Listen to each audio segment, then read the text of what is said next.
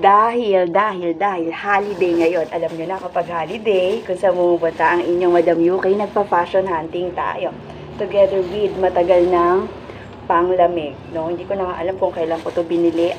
Pinairam ako ni Raymond ng kanya eco bag dahil hindi ko talaga intensyon na bumili. Kaya lang, alam nyo naman, isa sa wala tayong ginagawa, gumastos tayo para busy ang ating isipan at pinasok natin ang mundo ng vlogging. Kasi hodang anong muka. Tuloy. No? So, this time is 70 pesos reveal. Mabilisan lang. I love violet. Ang favorite color ni Madam UK ay violet. So, countdown na tayo. This is for evening. Sabi ko nga sa inyo, marami na akong natipid because of my practicality. At yung natitipid mo, pwede mo itulong sa iba at ilaan pa. Sa iba pang pangangailangan.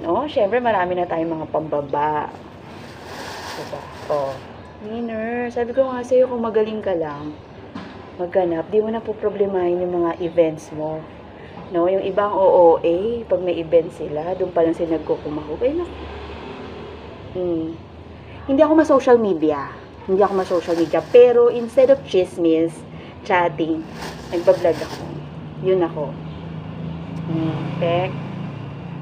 Kaya kailangan galaw-galaw ka din. So, pag hindi ka gagalaw, tataba ka. No? Kaya ako magagalaw-galaw ako. Nahilig ako sa huge. Ito. Forget about the price. Ay! Ako, akapela. Ayoko. Copyright. Nag-freeze. Kaya ngayon ako, forget about the price. Jeng. O baka makopyright ako, makakanta ako ng yes. So, dapat masaya ka. Hindi tuloy ako makapag content ng sumasayaw kasi nga, copyright yung diba? Ang dami! Kayo na po magbilang, 70 pesos. Ito sa nanay ko to. Hindi siya ng striking color.